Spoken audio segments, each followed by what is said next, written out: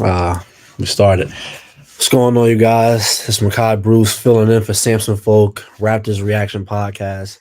Going to talk about that Raptors Wizards game that just went off.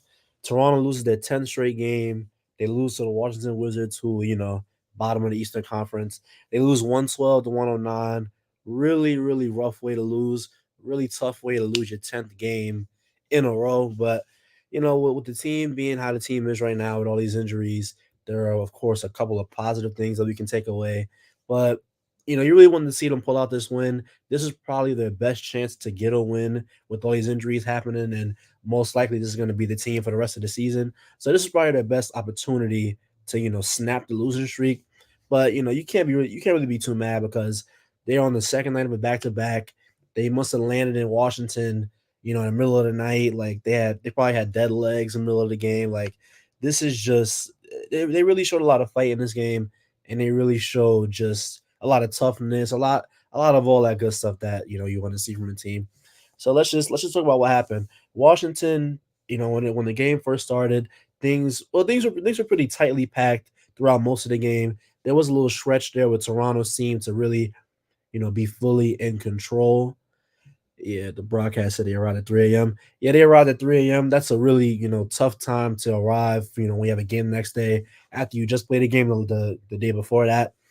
But yeah, man, the Toronto for a little bit of the game, they seem to really be in control. The movement today from Toronto was really really great. I thought that Grady moved really well. I thought that Bruce Brown moved around really well. But I really want to highlight what Gary Trent Jr. was doing.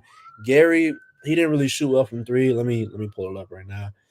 And this is one of the games where it's kind of, rare that Gary can score 31 points with only 1 3.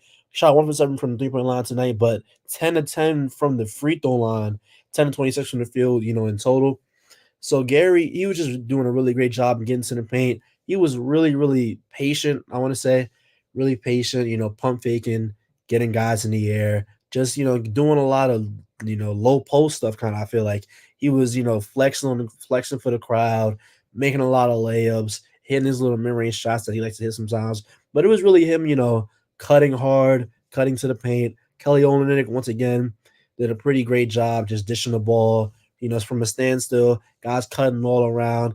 He did a pretty good job. He had some, ugly turnovers, but when a guy is having the, increased usage like this, the turnovers are gonna come. And I feel like he did, just a pretty good job. But Gary, just, tip your cap to him. He didn't shoot the three ball really well. He did make a really big three, at the end of the game. I felt like that was, really, really strong. But 31 points, 10 free throws. He didn't miss from the free throw line. He got there a bunch. A lot of, just resilience getting to the rim. Just great, great, great stuff. Can't say enough about him. And I really want to highlight what Bruce Brown was doing. 11 points, 6 rebounds, 3 assists, 1 steal. I feel like Bruce was pretty active on the glass, I want to say. And I really like this defense because I feel like his defense was a major catalyst for what Toronto was able to do defensively. He was helping off the corner a lot, which is kind of messing up things for, drivers like Kyle Kuzma, Denny Avdia. And I feel like he just knew when to get back, when to help, when to dig. And I feel like that, that defense is really, really great. And, some of the offensive stuff, he had 11 points, but I feel like he was doing pretty good. He always gets to his floater. He loves his little floaters, and he was pretty solid in transition, I feel like. So great, great stuff from Bruce Brown. And Grady tonight, 17 points, 2 rebounds, 2 assists. And once again, Grady just showing off that he's really great at moving off the ball. He's always flying out of the corner on those Chicago actions. He's always flying to the rim, whether he's off the ball. He has really, really great timing, timing the cuts. He's not cutting at the same time as somebody else. He didn't cut at the same time as somebody else. And he was just really, really great, I feel like, tonight. Three threes. He hit 2 threes early. I feel like most of the game he wasn't really a threat from out there. And Chicago. Well, Washington was kind of picking on him on defense a little bit, I feel like, because a couple of plays, Kyle Kuzma was asking, for him to come into the pick and roll action. But I feel like for the most part, he kind of held his own. He was sliding his feet. He was getting good contests up. He was really just showing what he's been showing for these last couple of weeks, which is that he's willing to compete on defense. He's willing to put his body on the line. He's willing to just, really have that effort and just show that, he really cares a lot. So that's what you really want to see from Grady. And Offensively, I feel like just the driving game that he has, the way he can keep advantages alive, and just the speed at which he plays at. Really, really great stuff from Grady. But this game, I feel like this is a really winnable game. But towards the end, things just weren't really going their way, going really Toronto's way. Like there was a possession towards the end of the game where Toronto's getting all these offensive rebounds, they're getting all these opportunities, they're not converting any of the threes. Daniel Gaffer got a block, like stuff was just getting blocked. Like that play was really just heartbreaking because that kind of decided the game. I feel like moving forward, and the final play, I feel like a lot of people are going to be upset that it was a Bruce Brown kind of pump fake with two guys on him, but the Washington missed the free throws. They come down the court, and that's just the way things shook out. It's not like it was a sideline out of bound play. They had time to draw it up, and that's just what happened. But I feel like you can't really be too mad because once again, these Raptors are I've never seen a team be more injured, than this team right now. And for them to compete the way they did, second night of a back to back, and just to take, even though it is Washington, but to even compete against some of these guys, because a lot of these guys spent ample time in the G League. A lot of these guys are just bench guys that have been thrusted into a higher role. You just really got to tip your cap off to to these Toronto Raptors. But I really want to talk about Jemias Ram. Is that his name? Let me see. Let me see. Yeah, Jemias Ramsey. I really like his game. I feel like he has a pretty nice shot form. His shot form is pretty, replicable. And I like what he did as a floor spacer. And I kind of like some of the stuff he did on defense as well. I believe he got the start tonight over JFL because JFL is not really having a great time in the NBA right now. I feel like some of the stuff that JFL is doing is not what you really want to see. But defensively, JFL, has some good moments as well. But offensively, JFL, 4 points, 20% from the field. But the thing about JFL, for those who don't know, Javon Freeman Liberty, the thing about him is that I feel like he's pretty decent at getting to the rim. But the problem is that when he gets to the rim, he doesn't know if he's going to go for a floater. He can't really finish through contact like that. At least in the NBA, from what I've seen, from what I've been watching, he doesn't seem to be that great at finishing at the rim. He's not that great, at shooting. So I feel like he's not built to be kind of the lead point guard, which is what his minutes have largely been because the Raptors are so injured, as I keep saying. But yeah, man, JFL, not the best game tonight. 4 points, 4 rebounds, 4 assists. He did have 2 steals. That was, and that's all right. But like I said before, he's obviously overextended in the role that he's playing. This is not, what he was used to doing in the G League. This is a way higher level game. And I feel like he can't really play to his strength like that because of the way, Toronto is. So he's having to, kind of create a lot more offense than he's used to creating. So we had that. I feel like Ochai had a pretty good game, 12 points, 9 boards, 2 assists, 1 steal, 2 blocks. And I feel like because of he's not really shooting that well from the 3 point line.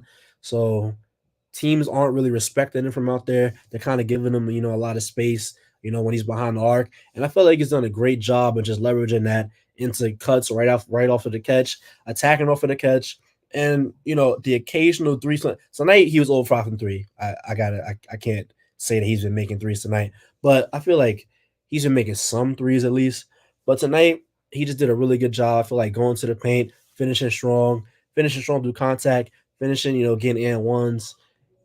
He was working in transition, doing a great job at that. And like I said before, attacking off of the catch, just doing a lot of great stuff like that, and just really being active on the glass, using his size, getting put back layups, like just doing all kinds of stuff, just finding a way to be useful because he did go 5 from three, but that didn't deter him from just doing other things. He wasn't just held back to just shoot a bunch of threes. He did, try to attack the rim, and I feel like he did a pretty good job at that. I can't say too much more about that. Garrett Temple once again got double digit minutes, played 10 minutes. Garrett Temple only had 3 points, but I feel like some of the defensive stuff that he did, was pretty solid. He was playing some good wing defense. He was doing a lot of great stuff at the rim, kind of helping out there because it's tough for Kelly Olynyk to be your starting center. Obviously, he's not that big, and I feel like some of the problems that Toronto had tonight was kind of based around Kelly being a little smaller, which led to some offensive rebounding for Washington. They had 55 rebounds. Toronto had 42 rebounds. That's a pretty big, rebound deficit, but it's an understandable rebound deficit. So I feel like that also plagued Toronto because Washington is getting a lot of these second chances, and when a team is getting that many chances to score, it's kind of hard to get stops over and over and over and over again. So hats off to Kelly, 14 points, 6 rebounds, 10 assists, and Kelly, largely for this injury stretch for the Toronto Raptors, he's been just playmaking out of those delay actions. He's been just waiting for cutters to cut at the right time, and he's been hitting guys really really well. He hit Grady on a couple of nice passes. He's hit he had Gary on a couple of nice passes. He had Grady as well. He's just doing a really good job playmaking. He runs those DHOs. Sometimes he'll pull it and then, take a step back, mid-range shot. Sometimes he'll pull it and drive towards the rim. And other times he just waits for somebody to cut. And I feel like he has a lot of great patience. He showed a lot of great patience tonight. And that's how you get, him scoring, him having 10 assists as well. And defensively, like I said before, he is on the smaller side, but I feel like he kind of held up pretty well. I don't think the Wizards had like an insane game, but like I feel like for the most part, Kelly Olynyk held up pretty well tonight. But Rashawn Holmes did have 15 and 14, and that's kind of rough because Rashawn Holmes isn't that good, honestly. But yeah, man, I just don't feel like it was that bad because I feel like nobody really shot that well besides like Kispert and Holmes. I feel like Washington just didn't have like a crazy game kind of offensively. But that's neither here nor there. I just really want to highlight just all the Raptors just for really competing really well and just doing a great job, just kind of working through the Darko system. You can see the ethos that Darko wants to implement is really, really, seeping through. He's talked about since he's came in the summer, pause. Since he has arrived in the summer, he's been like, yeah, I want to see a lot of movement in the system. I want guys to move around. I want the ball to be moving around. And largely that's what they did tonight. The ball was flying around, guys were getting to the rim. Kelly was playmaking a lot. Just great stuff from Toronto. But the thing that really swung the game is Kyle Kuzma. Kyle Kuzma had a pretty big he started showing off a little bit at the end, and he scored 10 of his 16 points in the fourth quarter. And I feel like a lot of that was because Toronto just seemed a little tired in the fourth quarter. The defensive intensity just wasn't there. He was getting to the rim a lot.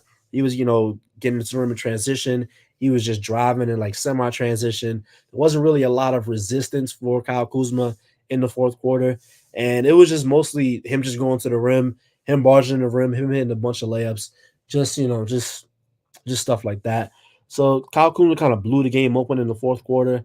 And like at this point in the season, what can you really, really like? I understand like a lot of fans aren't going to watch these games because if you don't have to watch these games, you're not going to like watch these games unless you like really, really love basketball like that. But what can you really say about these Raptors? Like they've given a lot of teams that run for their money.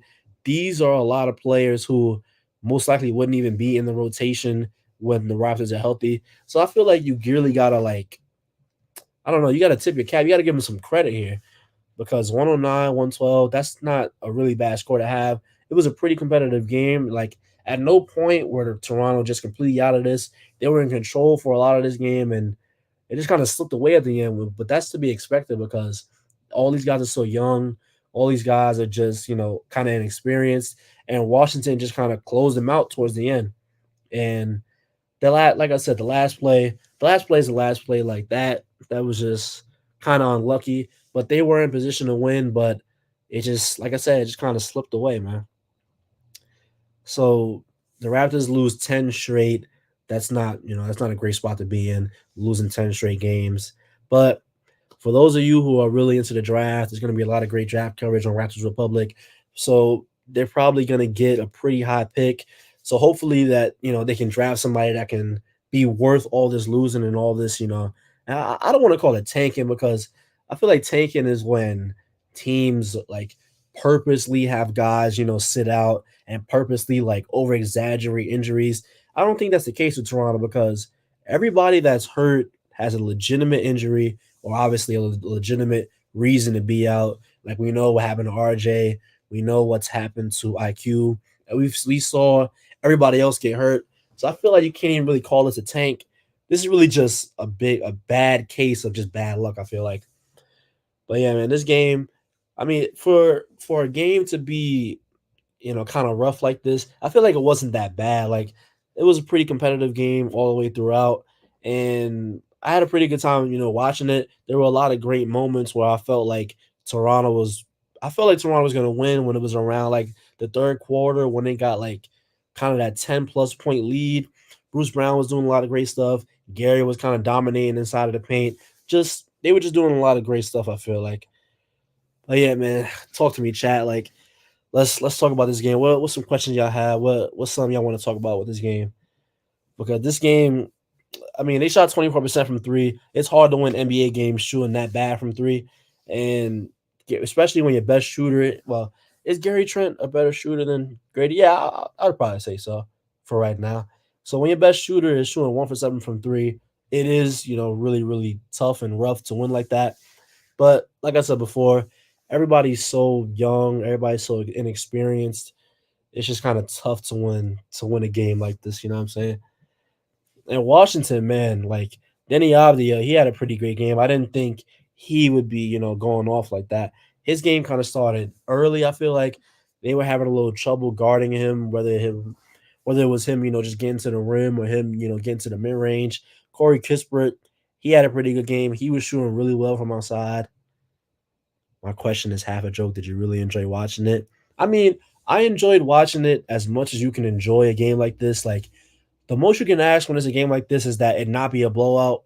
But this game was pretty close. I feel like it had my attention for the entire game. It was really, really close throughout. It was really competitive. There was a lot of great stuff, a lot of great action. So I would say I enjoyed watching it. For sure. It's not like my favorite game, but like I feel like I enjoy watching this game pretty much. But yeah, like I was saying, like Marvin Bagley, 10 points, 8 boards. Right, I agree. I was glad it wasn't a blowout. Yeah, that's really all you can really hope for with games like this. Just don't be a blowout and just give me something to engage myself with. But if this game was a blowout, it would have been a lot tougher to watch. I would still watch it, of course, but it would have just been a lot tougher to watch. But yeah, man, like it was a rough game because 109, 112 isn't like a crazy like game, especially in today's NBA. But I feel like, when you're tapped in like this to the Raptors and when you're like dug in like this, any kind of positive sign that Grady shows is just a massive plus for the day. Like I said before, 17 points. He shot well from behind the arc. Like anytime Grady does something good, it's like, man, like this is a really, really positive night. My question is, if we are still going to have this roster for the remainder of the season, do you think they end up at least getting better in terms of being used to playing together? I do think that chemistry will grow as this group, plays together for this final stretch. Because I doubt that anybody really comes back like that. But I feel like even if they were to have better chemistry, their talent level just isn't like I don't want to make it sound bad, but I don't feel like this group's talent level is high enough for even a chemistry boost to really have a meaningful kind of impact on wins and losses. And I feel like at this point in the season, wins and losses, like Darko was saying, it's not wins and losses, it's wins and lessons. So I don't feel like I feel like they're gonna get a little better chemistry wise. Maybe like some of the turnovers get cut down, and maybe some of the younger guys like JFL get a little more comfortable with the ball in their hands. But I don't think that the win loss record is gonna really be impacted by like their chemistry together. You know what I mean? Gary is still the embodiment of the selfish Raptors era, empty A numbers, and does little else for the team. I mean, I don't know what to say to that, man. Like he had 31 tonight. I feel like he wasn't really gunning like that. The only play where I was like he should have passed it was when he was on. It was like a 3-on-1 fast break, and then he went and tried to get the layup. He had Bruce, cutting, but I feel like he Gary has been pretty good this season, I would say, especially coming off of the bench. His role has fluctuated throughout the year. I feel like he's been a pretty kind of stand up guy and just whatever the coach asks of him, he just does it. I wouldn't say he's like a selfish dude. I don't feel like that's really accurate for Gary Trent Jr. But you feel how you feel, but I feel like he was pretty good tonight. I feel like he's playing within the system. He's not just gunning and chucking up a bunch of shots. Gary was cutting all over the floor as well, and he was just doing all he could to win the game for them tonight. So wait, no, no, I agree. I think all they can do is try, and some of the guys can get some development. Yep, yep, yeah, I agree with that too. Gary can keep saying the right things to the press, but he's not elevating this team to any other level. I am fine with him leaving for nothing. Hey man, that's fine. Like if you want to see Gary leave, I don't think Gary leaving would be the end of the world, but I don't think Gary is like a bad player to where it's like get him out of here. I think Gary definitely does have his value, but to say that Gary's not elevating the team, but he is a good player to have like when the team is healthy because he's pretty good floor spacer. He kind of attack over the catch, knock down threes, knock down the mid range shot. It's just that his defense is kind of questionable, obviously, and I do agree that sometimes his shot selection can be questionable, but I don't know. I I didn't think that people had like super strong opinions on Gary. I didn't think somebody would feel like that about Gary, especially after tonight, like after a 31-point game. Sheesh. I ain't gonna be mad that Gary is gunning for a contract, but he's not making me excited to watch any Raptor games. Yeah, man, that's fair. I don't blame you for not being excited to watch any Raptor games. Like we're in that final stretch of the season where it's like, man, it's really tough to get. I understand why just the regular fan would just be kind of sick getting through these games, but hey, man, I can't be mad at that, bro. I can't disagree with that. Do you think they should trade Danny? Danny? You talking about Danny? Like the Wizards? Can you clarify on that, please, sir? But if you are talking about Denny, I mean Washington. I don't think they should trade him. I think he's been pretty fine. He's improved as a 3-point shooter. I heard on the broadcast that he's shooting like 39% this year. He can do things with the ball in his hand. He's a pretty big guy. I feel like he's a pretty solid defender. Gary shows up when the season's cooked. Tell him it's a playing game. His knee buckle. I can't believe that. I can't believe that y'all feel so strongly about Gary like this. Did you get a tan, Samson? Yes, I got a tan. I was in Mexico, so I got toasted out there. But Gary shows up when the season's cooked. Tell him it's a playing game. But yeah, I can't believe that y'all have such strong opinions about Gary. The only guy I know who has like a strong opinion about Gary is this guy Nabil I know. That's the only guy I know that feels so strongly about Gary. But like Gary is fine. I feel like he's a fine piece to have, especially like when the team is healthy, a good, kind of solid scorer off the bench. Like I don't think he should be getting paid like crazy money, but still, why not? He sold himself and the team in back-to-back contract years. How much more evidence do you need? He's mentally weak. Yeah, man. I'm not gonna get into the mentally weak stuff. I'm not gonna get into the psychoanalysis of players. I'll just look at what they do on the court and talk about that. We don't do that. Gary can be replaced with a draft pick that is developed properly. Yeah, Gary is definitely replaceable. I don't think that like you should be kicking yourself if Gary was to leave in free agency. But I also don't feel like he's that bad to have around right now. But obviously you would want to move towards, a younger direction, especially with the whole rebuild thing you got going on. So it would be nice for a draft pick to come and slide in to Gary's role, maybe. The draft pick would be a lot cheaper than Gary's gonna be, and the draft pick would be a lot cheaper than Gary is going to be, and it would just be a younger guy. So obviously you want that to happen in a perfect world. Had 2 years to trick the Raptors and couldn't. Uh, all right, man. I don't know. I don't know. You kind of feel strongly about Gary. You feel more strongly than I do. I don't know if he had like. I don't know if he was trying to trick the Raptors. Like I think he just trying to get paid like any other player, really. But yeah, man. I don't like. Damn, Gary had a pretty good game tonight. Y'all kind of like get this guy out of here.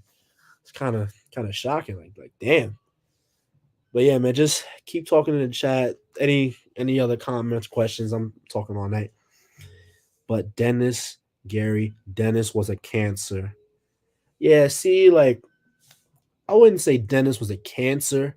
I feel like a lot of the hate came because he had like, a decent amount of usage. And I feel like as a point guard, you're gonna have a pretty, good amount of usage.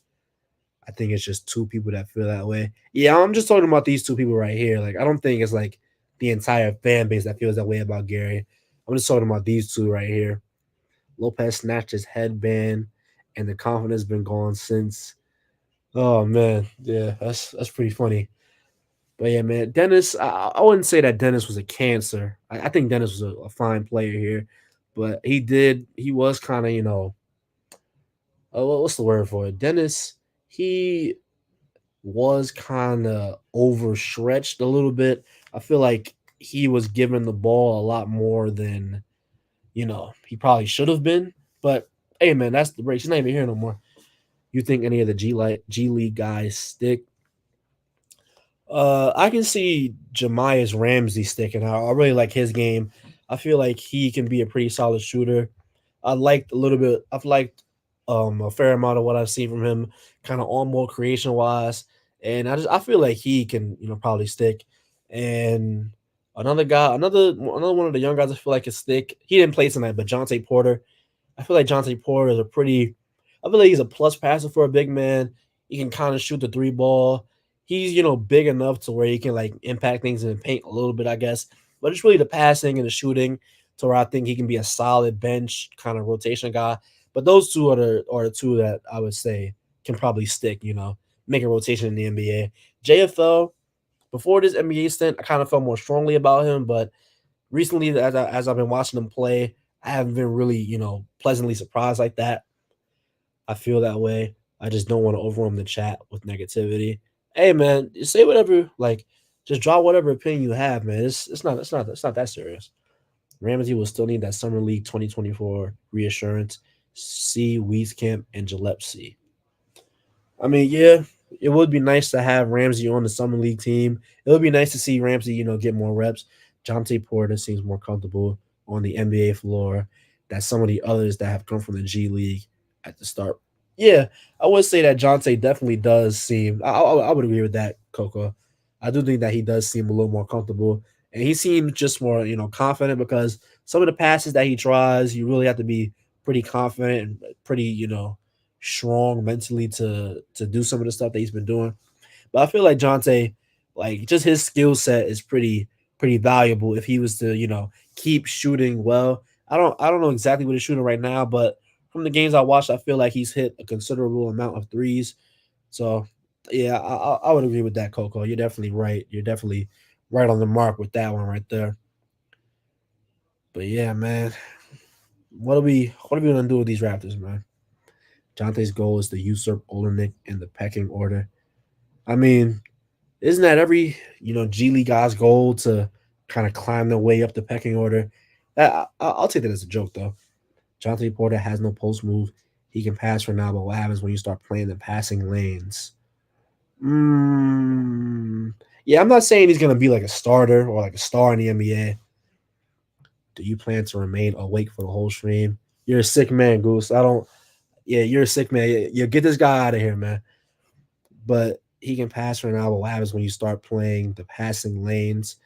I don't think that Jonte Porter is going to garner that kind of attention to where it's going to be like he's passed so many possessions that it's becoming an issue of it just turnovers for him and just guys kind of hawking the passing lanes for him. I feel like he's going to be like if he was to stick in the NBA, it's going to be a lot of second units and it's going to be a lot of just lesser guys. I don't feel like Jonte would even be facing guys that are going to be doing that kind of stuff to him. With Grady getting incrementally better on defense, showing things beyond his shooting ability anyway, could he develop into a good wing player and not just a shooting guard? I definitely feel like Grady, well, a good wing player. Like, do you mean like could he play small forward? Because you're saying that, then probably not. He's probably better served being on the smallest player possible. But yeah, I feel like he can definitely develop into a pretty great shooting guard. Like we all have been watching Grady. He's been really great at things just outside of the shooting. And I feel like as long as he just always competes on defense, he's always gonna, belong out there. Like he's really great at sliding his feet. He's never afraid to put his body on the line. He's all like he's pretty smart off the ball. Like he just knows, where to be. Other teams are putting guards on him though. Like they feel comfortable doing that. and he doesn't make him pay, yeah, possibly small forward. He isn't as small as I thought when he puts some more muscle. Yeah, that's the thing about Grady. Like he is pretty like skinny right now, so it would be you would have to see him put on kind of bulk up a little bit. But I don't think he's gonna like. I can't for sure predict that he's gonna bulk up to the level that he needs to be to kind of play small forward and just battle with those kind of bigger NBA wings. You know what I'm saying? And other teams that put guards on him know like they feel comfortable doing that. He doesn't make them pay. Yeah, I don't think that Jonte Porter, like I don't think he's the type of guy where it's like, oh my goodness, he got a mismatch. Like let's dump it into him. Like I feel like Jonte just kind of plays within the flow of the system. He shoots the three if he's open. He waits for guys to cut. He makes slick passes. Like I don't think that Jonte is a guy where we're just like feeding him. You know what I'm saying? I like how Grady hustles. Yeah, Grady, that's one of the best things about him is just his intensity, his effort level, is the way he hustles on defense. Like that's just I'm pretty sure that's a big part of the reason why he's kind of been sticking in the rotation more lately. Think Jonte Prop not athletic enough to make it. I mean, yeah, that's pretty fair. I'm not saying it's like a lock for Jonte to be can't believe I'm talking about this. But I'm not saying it's like a lock for Jonte to be a rotation guy. But I just think that because of the outside shot potential in the passing, he maybe could be like a 15, 6, nah, maybe like a 13, 15 minute per night kind of guy, regular season guy, you know what I'm saying? Maybe not a playoff player, most likely. I like his hustle too, missing that aspect of the Raptors post Lowry and with Boucher being out. Yeah, man, Boucher.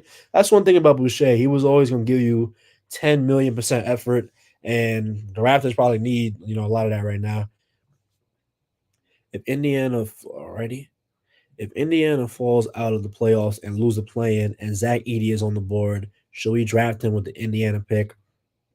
Uh, I'm not gonna sit here and pretend like I'm some all-knowing draft guy, but from what the draft people that I know tell me, Zach Edey is probably not the pick that Toronto should go with. They're telling me that Zach Edey isn't the best defensively. They're telling me he's not the best, guy in drop defense.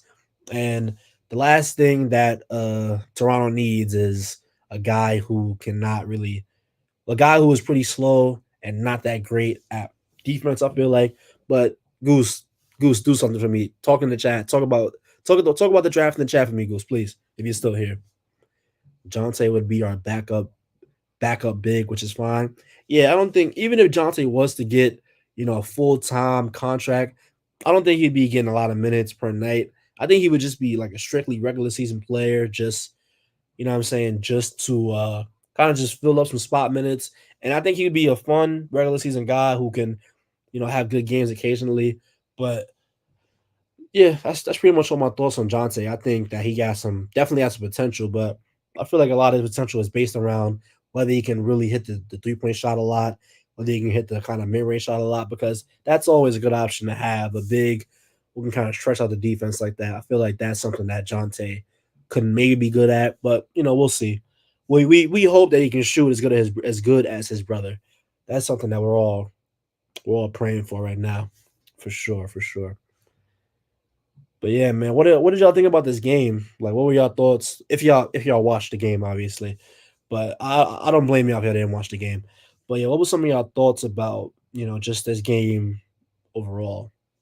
Because I thought it was a pretty fun game. Like I can't like I keep saying the same thing over and over, but can't really complain so much at this point in the season.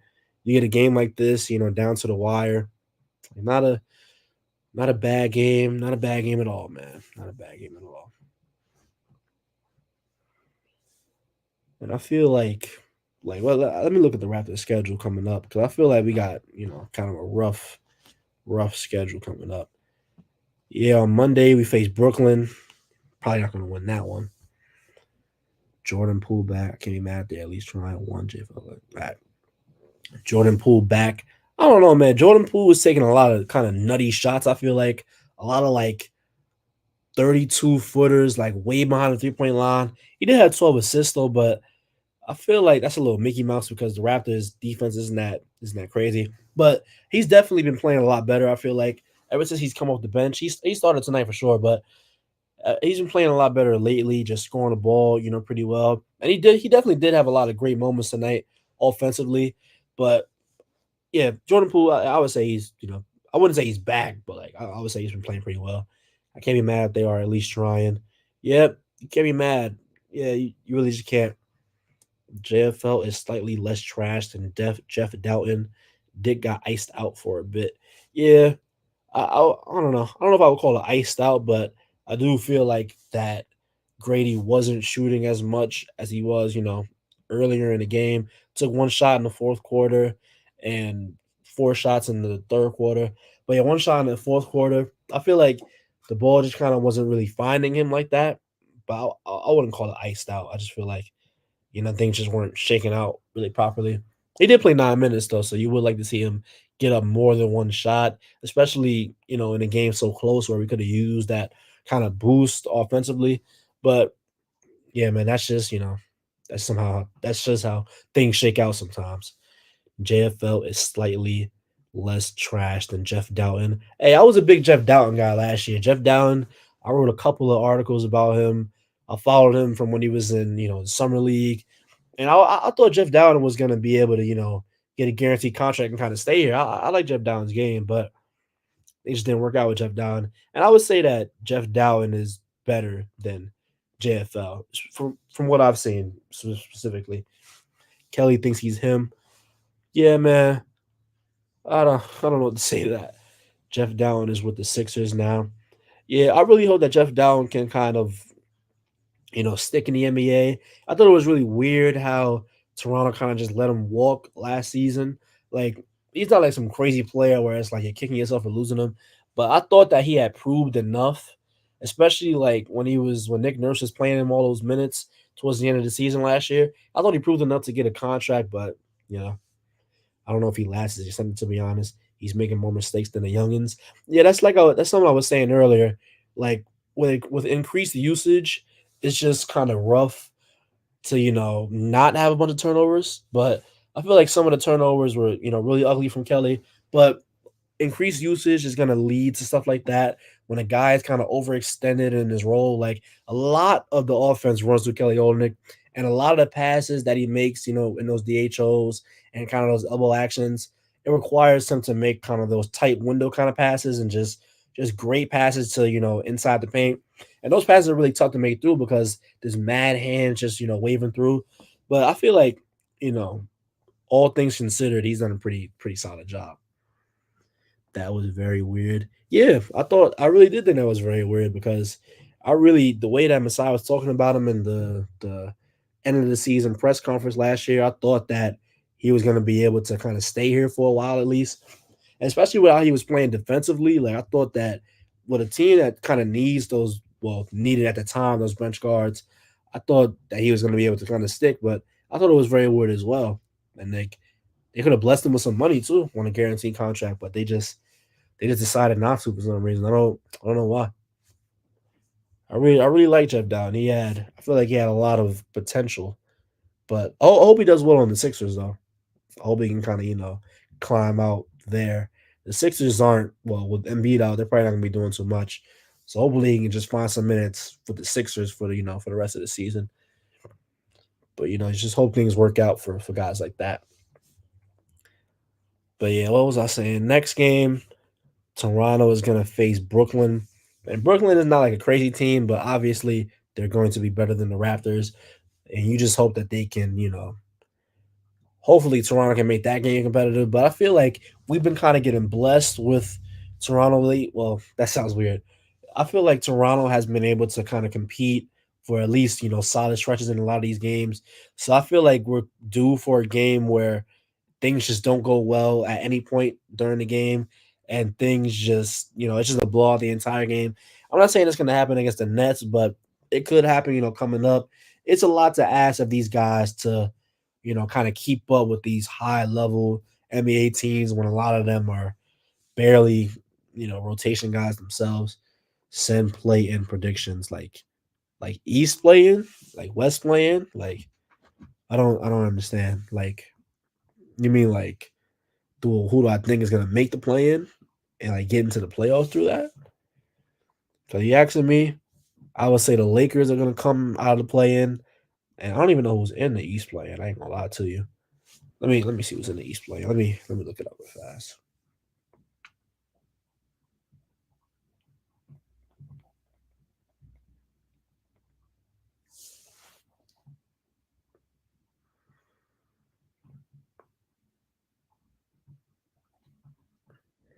Ah, right now it's Chicago and Atlanta in the play in 9 and 10 spot, and they would play 7 and 8. So I think that if I had to pick between Chicago, well, I would think that Philadelphia would still beat Chicago or Atlanta, especially if Joel Embiid, as they say, might come back towards the end of the season. Maybe they might be able to get that last spot in the playoffs. But I think Miami was going to stay, where they're at. I don't see Chicago or Atlanta, kind of breaking in there. And for the West, I would say that the Lakers are probably going to make it in, and Dallas. Jay Kennedy Carter, tell us about the pictures on the wall. Oh, this is uh this is Naruto anime. I love anime. I watch a bunch of anime. And back there is Guillaume from Demon Slayer. He's just another anime character. I'm a big anime fan. I'm just, a young man who likes basketball and anime. Pretty basic stuff, I'm not gonna lie. Naruto is as general in anime as you can get. But yeah, these are just some of my favorite characters from the animes.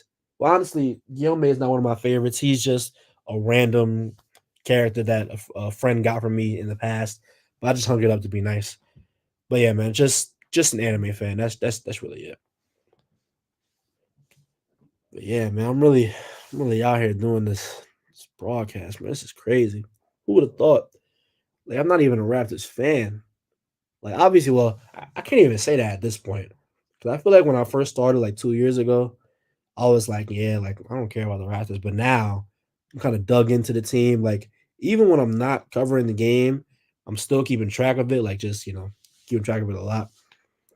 Who do you think Raptors taking at 6, 17, and Pistons second pick? I'm really sorry to disappoint you with this question, but I am not a draft guy, and I'm not going to be caught on wax saying some nonsense. I don't know too much about the draft. The only thing I know about the draft was just usually like the first and second pick, but I cannot tell you who Toronto would take at 6, 17, and Pistons second pick. I really can't call it. But Goose, please help me out. Makai, are you a Knicks fan? I am a Knicks fan, but I'm also a Bulls fan. They Everybody makes fun of me because I got a lot of teams, but if I had to pick two main teams, I would say Bulls and Knicks. And if I had to pick one main team, it would be the Chicago Bulls. I watched them since I was just a young man. But yeah, Goose, please help this guy out and tell him about the draft. I'm begging you, Goose, please. Please help me. Man, 20 people in the chat. That's not bad, I feel like. For a Raptors Washington game with nobody really playing, like in late March. Like I feel like that's 23 now. I feel like that's not really bad, man. I feel like that's not bad at all. Not bad, not bad. But let me see the Raptors remaining schedule. I'm gonna talk about that, and then we're gonna get up out of here, man.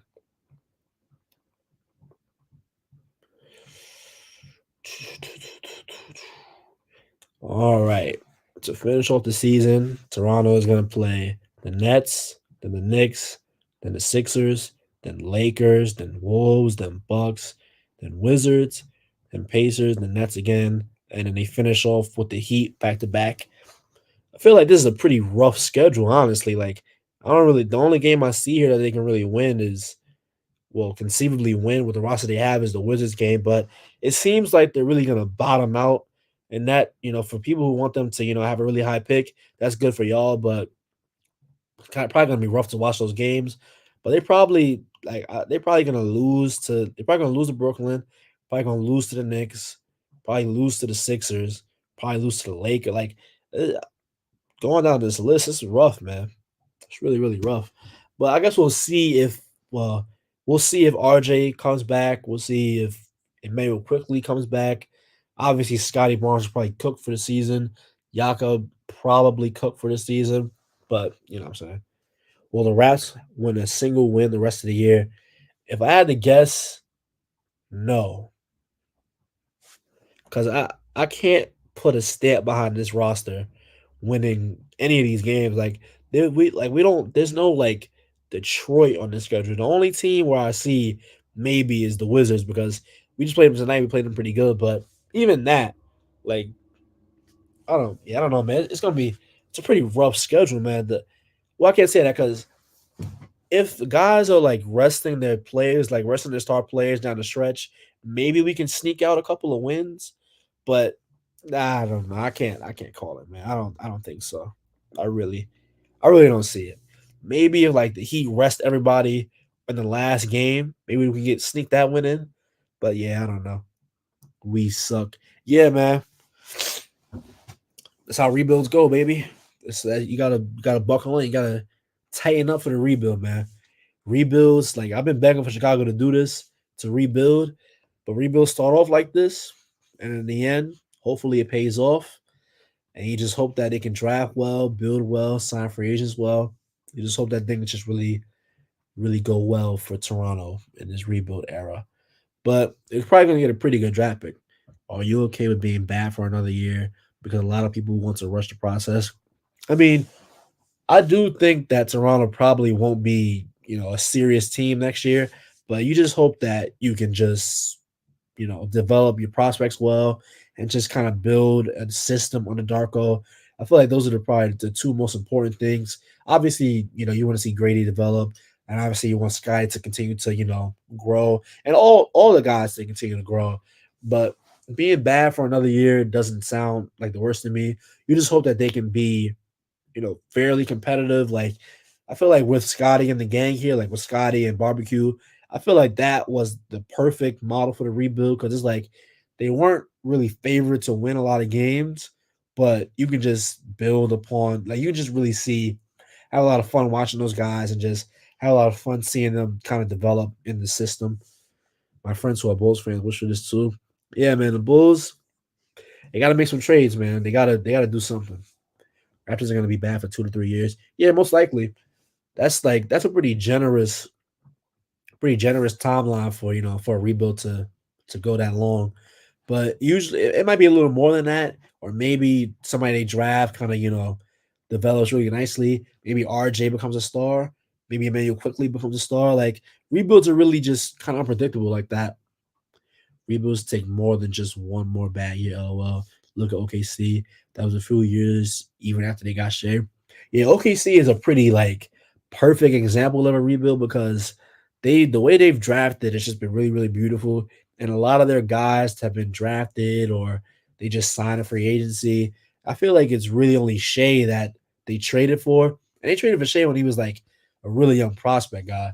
But yeah, OKC is kind of the gold standard when it comes to rebuilds. You hope that your rebuild can go as well as OKC's has gone. If you were comparing Bruce Brown to an anime character, who would he be? If I was comparing Bruce Brown to an anime character, whew, I'd probably say Krillin. Krillin from Dragon Ball Z. Krillin's kind of, dependable. I feel like I feel like he can't do too much when it comes to like, when it's really time to, get the money.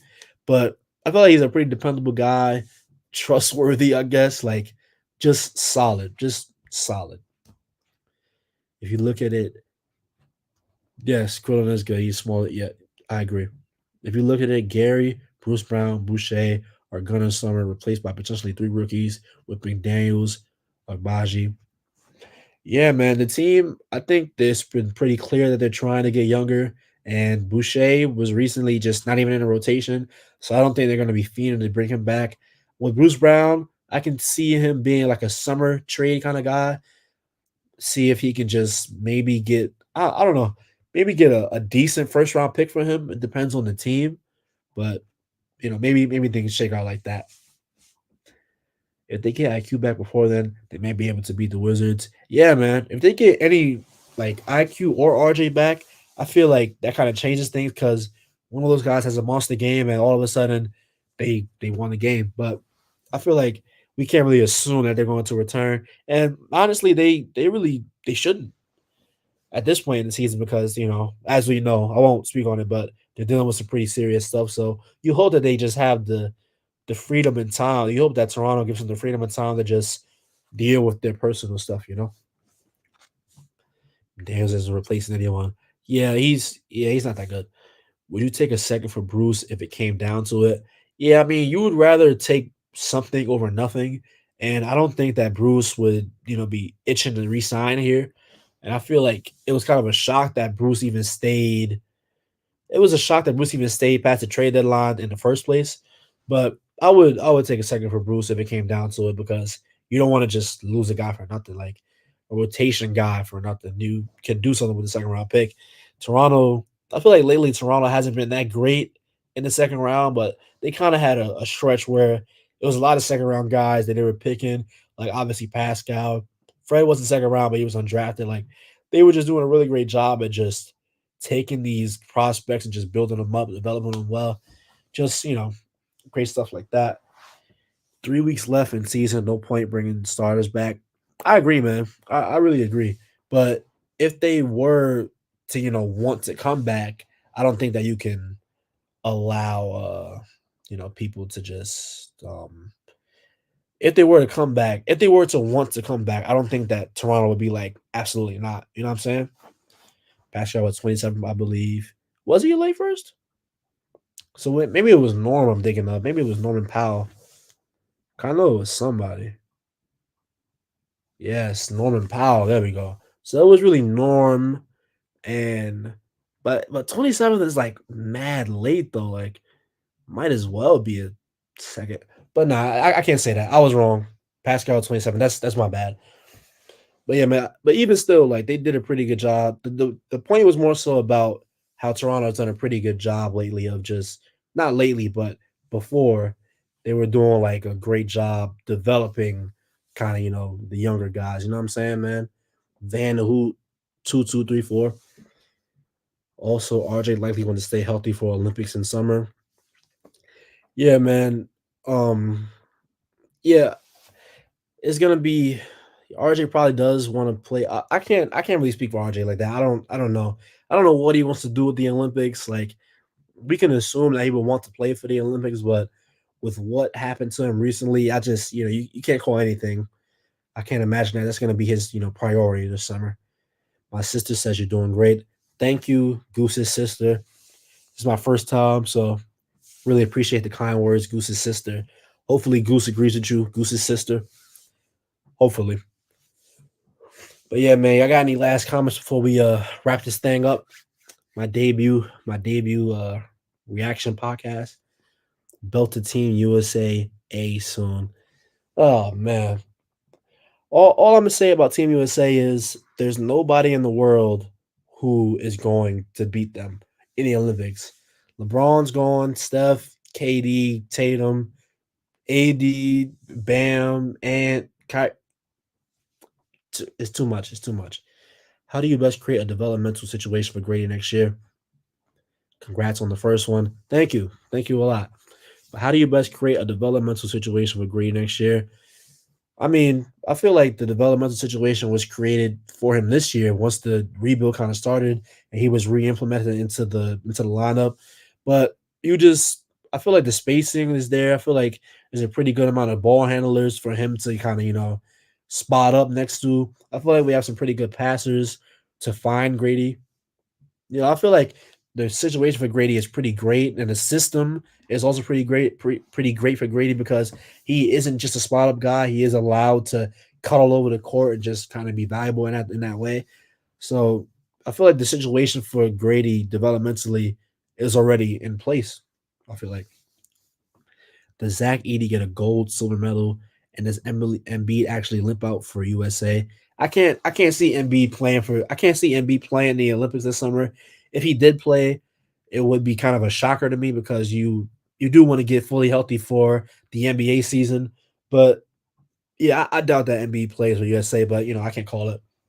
Does Zach Edey get a gold, silver medal? Hopefully you mean like a silver medal, but I can see Edie playing for the Olympics because the Olympics the rules are a little different than the NBA, so he can kind of camp out in the paint. There's no 3 seconds, I don't believe, and that Olympics and FIBA kind of favor the bigger guys because it just favors them a lot, and just the way they play over there, you want to have as much size as possible. So I feel like Zach Edey could do pretty well in FIBA. What is he like 7'3", 7'4", 7'10" wingspan? Like I feel like he could definitely do a pretty great job in FIBA for sure, for sure. I don't assume RJ returns. IQ might, depending on his headspace. If they choose to, they shouldn't be sat for tanking purposes because the development matters. Yeah, I feel like they're not being sat right now because they're dealing with that stuff. I'm not saying that you're saying that, but I can't. Yeah, I really can't call it. But if you're asking me personally, I don't think that either will be returning because it just this is the last stretch of the season. Like everybody knows, like it is what it is. I don't think it's an outright tank, but like if there was ever a time to give a guy a break, give two guys a break, it would be right now. Although we had to zone for him because he was so slow in the World Cup tourney. Yeah, Edie is pretty slow from what I've seen and from what people have been telling me. But Edie could definitely be valuable for Team Canada. Yeah, y'all gonna need a guy like Edie because if you ever see, Jokic or Giannis, you're gonna need as much size as you can get. And if y'all see the US, then you're definitely gonna need as much help as you can get. Let me tell you that. But yeah, man, I'm about ready to wrap this podcast up. Thank y'all for tuning into my first reaction podcast. Hopefully, are you going to do more of these?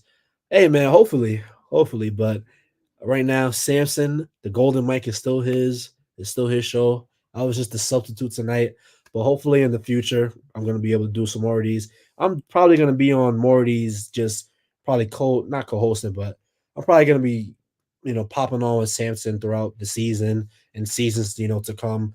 But yeah, man, thanks, Makai. Hey, no problem, man, no problem. But everybody have a blessed night. Check out all the work on Raptors Republic. We do a lot of great work there. A lot of great writers, a lot of great audio work as well. Just great stuff. But thanks a lot, y'all, for tuning in. Yep, y'all have a blessed one too. Good night, everybody.